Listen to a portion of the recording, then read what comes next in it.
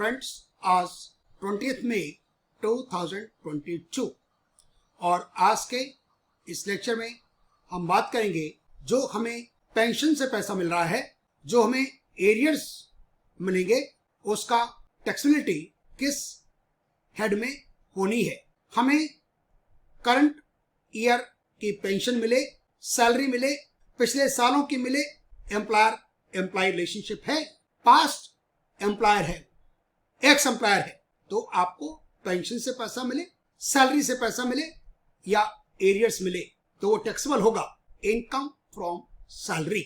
और standard deductions assessment year 2021 में आई थी 14 साल का वनवास काटने के बाद 40,000 रुपए। ये पहले होती थी 14 साल पहले। असेसमेंट ईयर 21-22 में हुआ 50,000। असेसमेंट ईयर 22-23 में भी स्टैंडर्ड डिडक्शन है 50,000। लेकिन यदि आपने नया टैक्स रेट रिजीम चूज कर लिया जो कि शुरू हुआ असेसमेंट ईयर 21-22 से, तो ये आपको स्टैंडर्ड डिडक्शंस नहीं मिलेगी।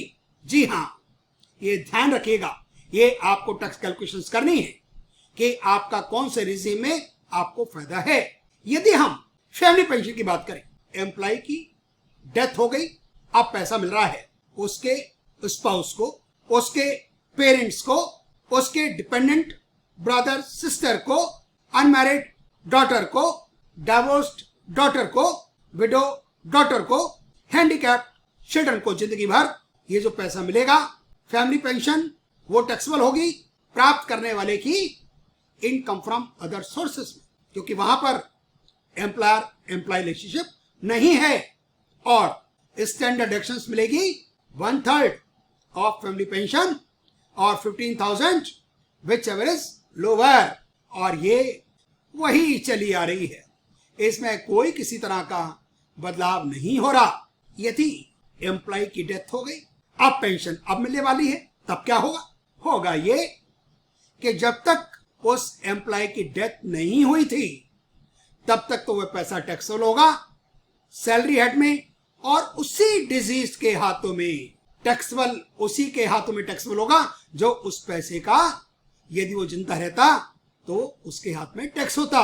आप रिटर्न फाइल कर सकते हैं डिजीज की, उसके लिए तरीका है पोर्टल पर। आपके पोर्टल से दो आपको ऑप्शन दिखाई देंगे, एक आपका अपना और एक आपके जिसके आप लीगल हेयर बने। जिसकी भी रिटर्न भरनी हो फिर आप उसके पोर्टल पर चले जाते हैं, आपको क्लिक करना होता है। तो यदि एम्प्लॉय की डेथ हो गई तो एरियर्स टिल डेथ होंगे सैलरी हेड में टैक्सेबल, और उसी व्यक्ति की, और उसके बाद फैमिली पेंशन टैक्सेबल होगी इनकम फ्रॉम अदर सोर्सेज में, और उसकी डिडक्शंस मैंने आपको बताया 1/3 और 15,000 विच एवर इज लोअर।